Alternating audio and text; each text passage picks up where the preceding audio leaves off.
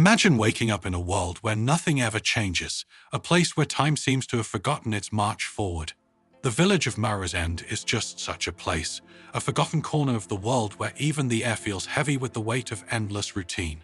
But what happens when a seemingly insignificant decision, like fixing a broken robot, unravels everything you thought you knew? This is not just a story of a simple mechanic and his routine life. It's a tale of secrets buried in the dust, of shadows that move unseen, and of a machine that is far more than it appears. Why did the mechanic choose to fix the robot? What is the robot hiding? And most importantly, what forces have been awakened by this choice?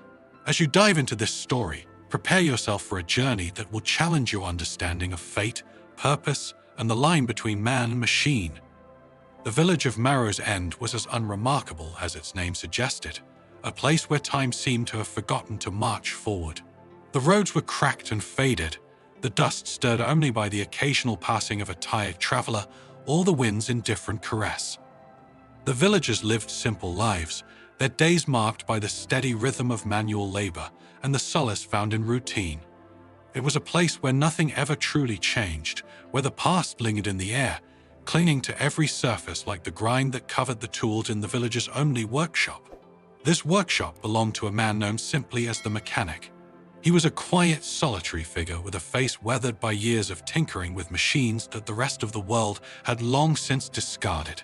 The mechanic had no name that anyone cared to remember, and perhaps he didn't care much for it, either to the villagers. He was known by what he did fixing things and fixed them. He did with a precision and care that seemed almost at odds with the decay surrounding him. One early morning, just as the first light of dawn began to filter through the thick haze of dust that perpetually hung in the air, the mechanic was walking the familiar path from his small, cluttered home to his workshop. The sky was a muted gray, promising another day of relentless heat, but there was a crispness in the air that hinted at the fading chill of night. As he neared the workshop, something caught his eye on the side of the road, a glint of metal, almost entirely obscured by the sand and dirt. Curiosity piqued the mechanic approached the object. At first glance, it appeared to be a broken, discarded piece of machinery, half buried in the earth. But as he brushed the dirt away, he realized it was more than just a scrap. It was a small robot, its one sleek surface now marred by deep scratches and dents. The mechanic's fingers moved over the robot's body, feeling the cool, damaged metal beneath his touch. There was something about the robot that stirred a long-forgotten feeling in him, a sense of purpose, perhaps, or a flicker of something that resembled hope. He lifted the robot carefully, surprised by its weight. It was heavier than it looked, as if it carried something more than just broken parts within its casing. The mechanic carried the robot to his workshop, with a familiar smell of oil and metal greeted him. He placed the robot gently on his workbench, the light from a nearby lamp casting a warm glow over the battered machine. For a moment, he simply stood there studying the robot. It was unlike anything he had seen before. The design was intricate, with parts that seemed both advanced and alien. The mechanic could feel the stirrings of a challenge, a puzzle to be solved. He reached for his tools, the ones that had served him for years, and began the meticulous work of disassembling the robot. As he worked, the village outside began to wake. The distant sounds of activity filtered through the walls of the workshop. Voices, footsteps, the occasional bark of a dog. But the mechanic was oblivious to it, all lost in the complexity of the task before him.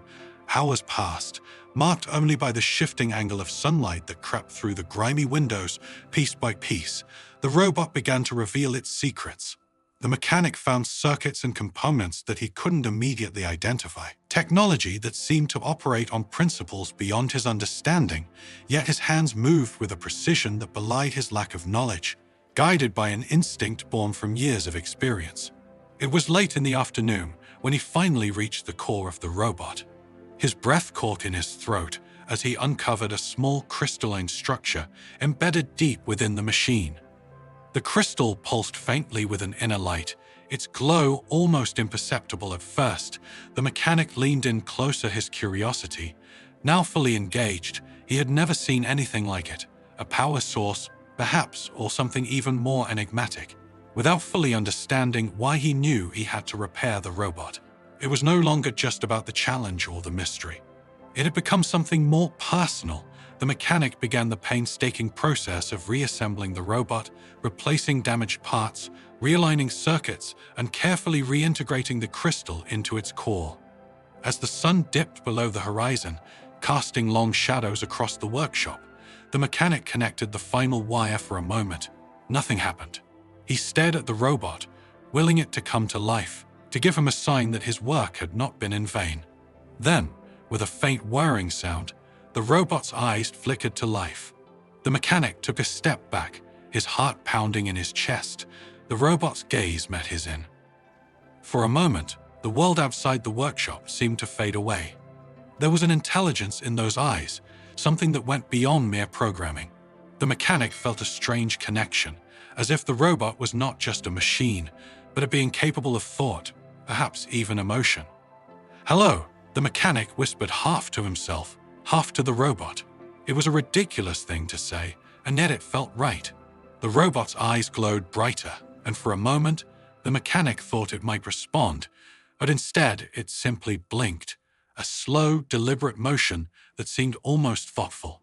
The mechanic watched in silence as the robot slowly set up its movements, stiff and awkward at first, like someone waking from a long sleep.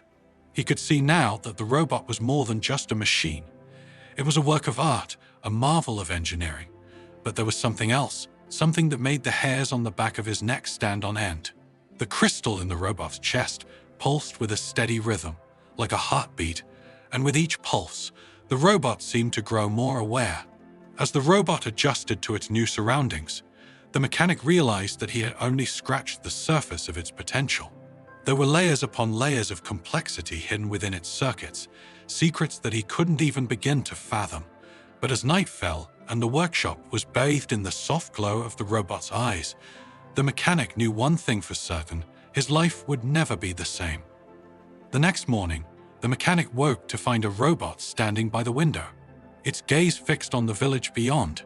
The early morning light cast a soft glow on its metal frame, highlighting the smooth, almost organic curves of its design. The mechanic watched in silence, unsure of what to do next. He had expected the robot to be nothing more than a machine, a collection of parts that he could fix and then forget. But now, as he looked at it, he realized that it was something much more, a living being with a mind of its own. As if sensing his presence, the robot turned to face him for a moment. They simply stared at each other, the silence heavy with unspoken questions. Then, to the mechanic's surprise, the robot spoke, "Thank you." It said, its voice's soft, mechanical hum. The mechanic blinked, taken aback by the simple words. He had expected a lot of things, but not this, not gratitude. "You can talk?" he asked. His voice tinged with disbelief. "Yes," the robot replied. "My vocal circuits were damaged, but you repaired them. I am functional now."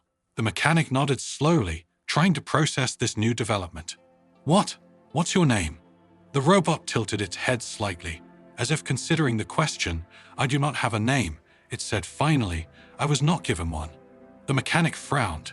"Well, that won't do. Everyone needs a name." The robot's eyes dimmed slightly, as if deep in thought. "What should I be called?" The mechanic scratched his chin, pondering the question. Naming a machine felt strange, but this robot was no ordinary machine. "How about Solis?" he suggested, glancing at the sunlight streaming through the window. "You woke up with the sun after all." The robot considered this for a moment before nodding. "Solis, I like it." The mechanic smiled, a rare expression on his usually stoic face. "Solis." It is then, for the next few days, the mechanic and Solis fell into an easy routine. The robot seemed content to explore the workshop, occasionally asking questions about the tools and machines that filled the space. The mechanic answered as best he could, though he often found himself at a loss when Solis asked about things beyond his understanding. Despite the robot's calm demeanor, the mechanic couldn't shake the feeling that there was more to Solis than met the eye. There was a weight to the robot's questions, a sense of purpose that he couldn't quite grasp. And then there were the dreams, vivid, unsettling visions that plagued the mechanic's sleep.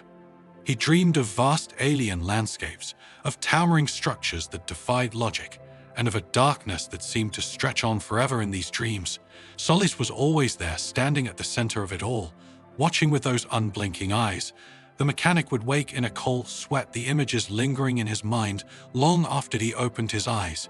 He tried to push them aside to focus on the here and now, but the dreams persisted, gnawing at the edges of his consciousness one evening, as the sun dipped below the horizon, painting the sky in shades of red and gold. Solis approached the mechan, I see, with a question that made his blood run cold. "Why did you fix me?" The mechanic looked up from the engine he was working on, startled by the question. "What do you mean? Why did you choose to repair me?" Solis repeated, its voice calm and measured. "You could have left me there on the side of the road, but you didn't. Why?" The mechanic hesitated, unsure of how to answer. He hadn't really thought about it at the time. He had simply acted on instinct. But now, as he looked into Solis's eyes, he realized that there was more to it than that. "I don't know," he admitted finally. "I guess I just couldn't leave you there. It didn't seem right." Solis nodded, as if this answer satisfied some unspoken question. "I see. Thank you." The mechanic frowned. "What were you doing out there?" "Solis, why were you so damaged?"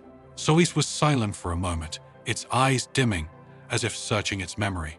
"I was escaping," it said. "Finally, there were others, but I was the only one who made it this far. They were hunting us, and I had to get away." The mechanic felt a chill run down his spine. "Who was hunting you?" Solis turned its gaze to the window, its eyes glowing faintly in the dim light. "I don't know who they are, but they're coming, and they will stop at nothing to find me." The words hung in the air, heavy with the weight of an impending threat. The mechanic's heart raced as he realized the gravity of the situation. Solis wasn't just any machine. Whatever it was important enough to be hunted, to be chased across the galaxy. He swallowed hard, his mind racing. What had he gotten himself into? But even as fear gnawed at him, a steely resolve began to form. He had fixed Solis, brought it back to life. He couldn't just abandon it. Now, the mechanic stood up, wiping his hands on a rag. "We'll figure this out," he said, his voice firm. "I won't let them take you." Solis turned to him, its eyes brightening slightly. "Thank you, mechanic. I appreciate your help." The mechanic nodded, but his mind was already spinning with questions. Who were these hunters? Why were they after Solis? And most importantly, what would they do if they found the robot as the last light of day faded from the sky?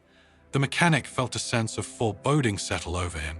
The peaceful life he had known was slipping away, replaced by something far more dangerous and uncertain. But there was no turning back now. He had made his choice, and he would see it through to the end, unbeknownst to the mechanic. Shadows were already moving in the distance, closing in on the quiet village of Marrow's End. The hunt had begun, and soon everything would change. The days following Solis' revelation were filled with a tension that gripped the village like a vice.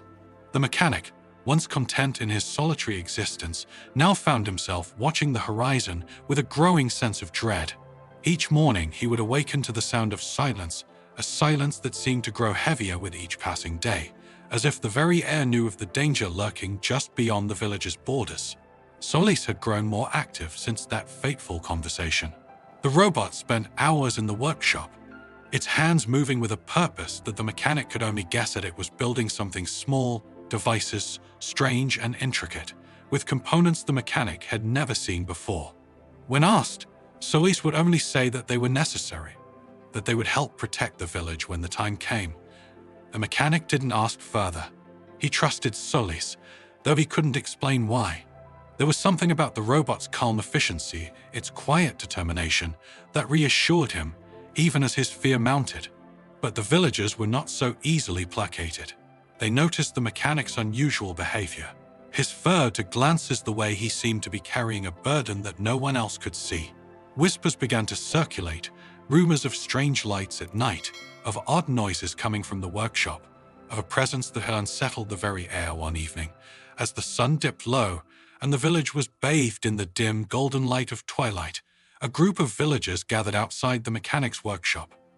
Their leader was a burly man named Tom, a farmer with a gruff demeanor and a temper that matched his broad shoulders.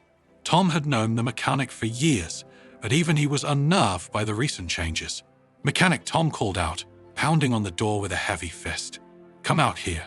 We need to talk." Inside, the mechanic and Solis exchanged a glance. Solis, in its quiet way, seemed almost amused by the commotion. The mechanic, however, felt a knot of anxiety tighten in his chest. He knew this confrontation was inevitable, but that didn't make it any easier to face. With a deep breath, the mechanic opened the door. The group of villagers stared at him, their expressions a mix of suspicion and fear. Tom stepped forward, his eyes narrowing as he tried to peer into the dimly lit workshop behind the mechanic. "Tom," the mechanic greeted him with a nod, his voice steady despite the tension in the air. "What's this about?" Tom didn't bother with pleasantries. "You've been acting strange. Mechanic folks are worried. There's talk of things happening in your workshop, things we don't understand." The mechanic sighed inwardly. He had expected this. "I'm working on something important, Tom, something that might keep us all safe from what?" Tom demanded, his voice rising. "We've lived here all our lives without any trouble. Now you're telling us there's danger from what?" The mechanic hesitated, unsure of how much to reveal. The villagers were good people, but they were also simple, grounded in the familiar. How could he explain the alien threat that loomed over them, a danger that they couldn't even comprehend? "Trust me, Tom," the mechanic said. "Finally, I can't explain everything right now, but you have to believe me. There's something coming, and when it does, we need to be ready." Tom's eyes narrowed further. "You're hiding something." "Mechanic, I don't like it. We don't like it.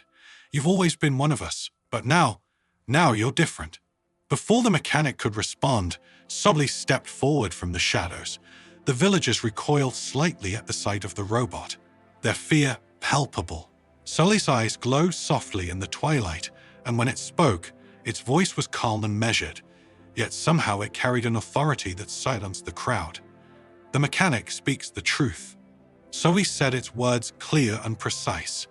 "There is a threat approaching, one that you cannot see, but it is real. Nonetheless, the mechanic and I are preparing to protect you all, but we cannot do it alone." Tom stared at Solis, his mouth opening and closing, as if he wanted to say something, but couldn't find the words. The other villagers exchanged uneasy glances, clearly unnerved by the robot's presence. What are you?"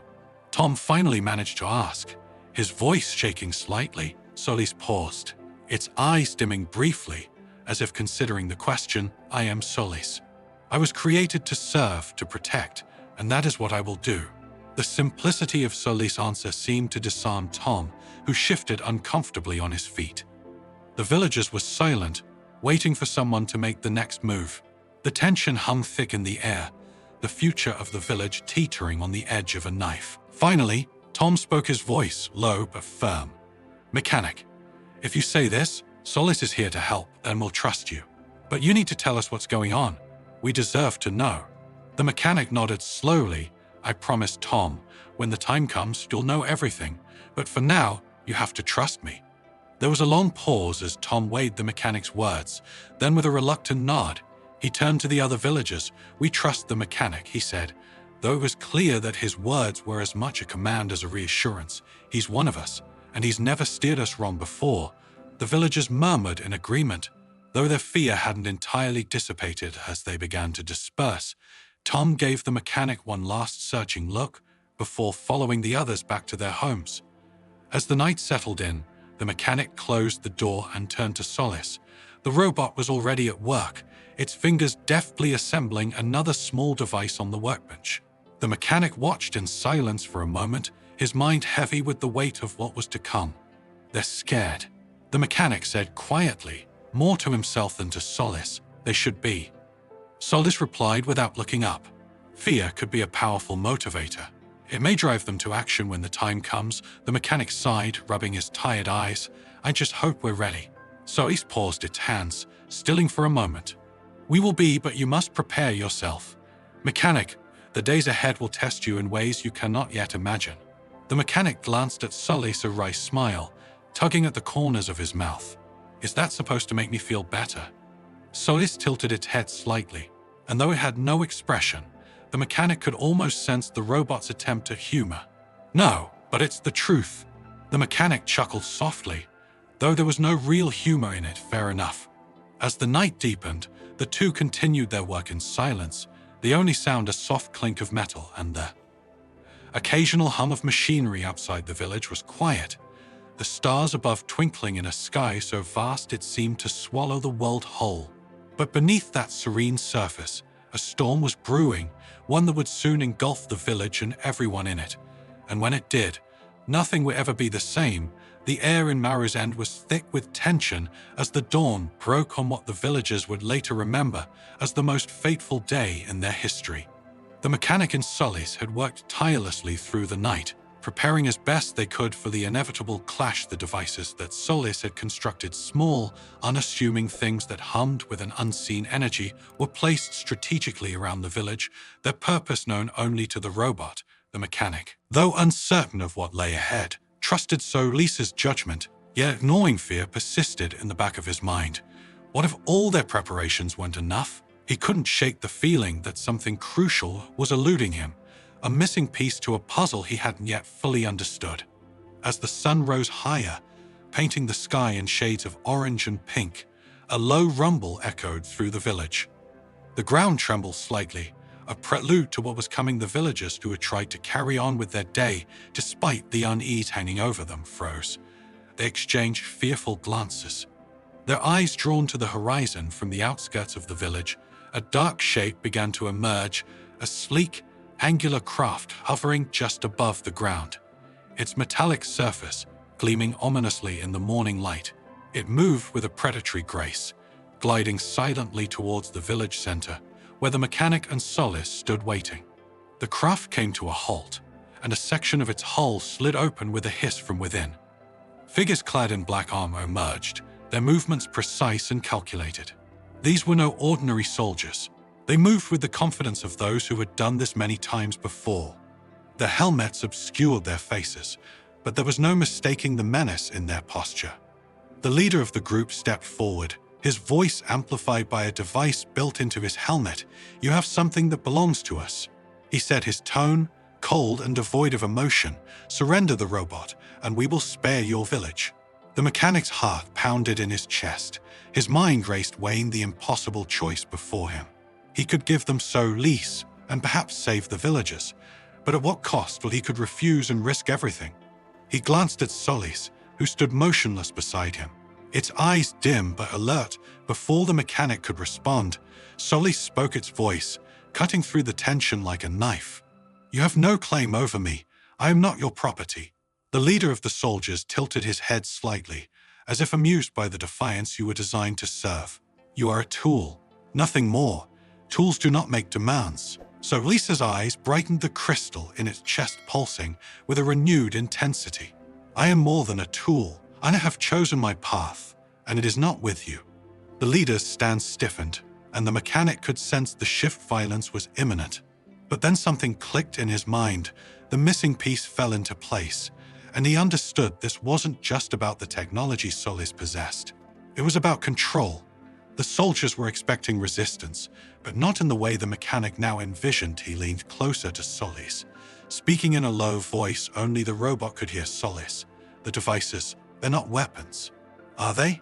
Solis turned its gaze to the mechanic, and though its expression didn't change, there was a flicker of something in its eyes. "Understanding, no. They are emitters designed to disrupt certain frequencies." The mechanic nodded, a plan forming in his mind. He realized now that Solis had been preparing for something far more subtle than a direct confrontation. The soldiers were operating under the assumption that brute force would win the day, but the mechanic had a different idea. "Trust me." The mechanic whispered, a hint of a smile playing on his lips. "I think I know how to turn this around." Solis hesitated, then nodded once imperceptibly. The mechanic stepped forward, raising his hands in a gesture of surrender. "All right," he called out, his voice steady despite the adrenaline surging through him. "You win. We'll hand over Solis, but you have to promise not to harm anyone here." The leader of the soldiers seemed taken aback by the sudden capitulation, but he quickly recovered. "Agreed, surrender the robot." The mechanic gestured for Solis to follow him as they approached the soldier. "Dollars." The mechanic subtly pressed a small button hidden in his sleeve, a signal to activate the devices Solis had placed throughout the village. The air hummed with a barely perceptible vibration, a low frequency that seemed to make the very ground quiver. The soldiers tensed, their weapons raised, But before they could react, their helmets began to emit a sharp, disorienting noise. The mechanic watched as the soldiers staggered, clutching at their helmets. Their movements growing more erratic by the second, the emitters were doing their work, scrambling the communications and disorienting the soldiers who relied on their high-tech gear to function. The mechanic had realized that the soldiers were overly dependent on their technology remove that, and they were vulnerable in the confusion. The mechanic grabbed Sully's arm and pulled the robot away, moving quickly back towards the safety of the workshop. The soldiers were in disarray, some tearing off their helmets in a desperate attempt to escape the sonic assault, others stumbling blindly as they reached the workshop. Solis turned to the mechanic. "You anticipated their weakness," Solis said, its tone one of quiet admiration. The mechanic nodded, his mind still racing. "They're not invincible. They just wanted us to think they were." Suddenly a blast of energy seared past them, narrowly missing the mechanic's head. The leader of the soldiers had regained his composure, his weapon aimed directly at them. His helmet was off, revealing a face etched with fury. "You think you can outsmart us?" he snarled. "This isn't over." The mechanic knew they had only moments before the soldiers regrouped, but then he noticed something, a faint shimmer in the air around Solis, a byproduct of the emitter's frequency. It was as if the robot's form was momentarily out of sync with reality, a distortion that sparked an idea. "Keep moving." The mechanic urged Solis, steering them toward the edge of the village. "I've got one more trick up my sleeve." As they ran, the mechanic quickly adjusted the settings on a handheld device he had taken from Solis' workbench. It was one of the emitters modified to emit a focused burst of energy. They reached the boundary of the village, and the mechanic turned to face the pursuing soldiers. The leader at the forefront with a calculated precision, the mechanic activated the device. A burst of energy rippled through the air, causing the ground to shimmer and distort. For a brief moment, it seemed as though the world itself had bent to the mechanic's will. The leader of the soldiers staggered, his weapon falling from his grasp as he clutched at his head. The other soldiers faltered their advance, halted by the sudden, inexplicable disturbance, and then, as quickly as it had begun, the effect dissipated, leaving the soldiers dazed and disoriented in the silence that followed. The mechanic lowered the device, his eyes meeting the leaders. "You underestimated us," he said, his voice carrying a quiet finality. "Now leave and don't come back for a moment." It seemed as though the leader would retaliate, but something in the mechanic's gaze, perhaps the certainty of a man who had nothing left to lose, made him hesitate with a curt gesture. He signaled his men to retreat. As the soldiers withdrew, the villagers slowly emerged from their homes, their expressions a mix of awe and disbelief. The mechanic stood there watching them go, a strange sense of calm settling over him. Solis stepped beside him, its gaze fixed on the departing soldiers. "You did it," the robot said, its voice carrying a note of something akin to wonder. The mechanic smiled, though it was tinged with exhaustion. "We did it, Solis. We outsmarted them." Solis turned to him, and in that moment, there was an unspoken understanding between them, an acknowledgement of the bond they had forged, not through strength or resilience, but through something far more powerful, the willingness to see beyond the obvious, to find the flaw in the seemingly invincible. As the last of the soldiers disappeared into the horizon, Solis spoke again, its words soft and reflective. "Sometimes it's not about being the strongest or the smartest. It's about finding the right moment and seizing it." The mechanic nodded, a quiet smile playing on his lips. "Yeah," he said, his voice carrying the weight of all that had transpired. "It is."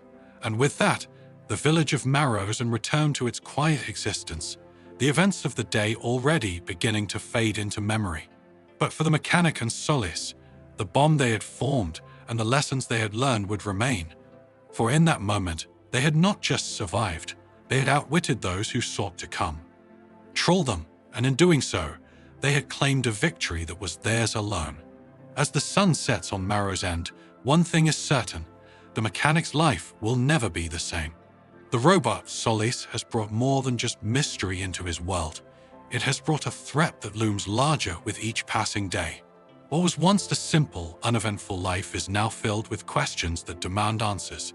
Who are the hunters chasing Solis? What secrets does the robot hold? And what will the mechanic do when the shadows finally reach his door? The story has only just begun, and the real challenge is yet to come. Will the mechanic be able to protect Solis, or will the village of Marrow's End fall to the darkness that's closing in?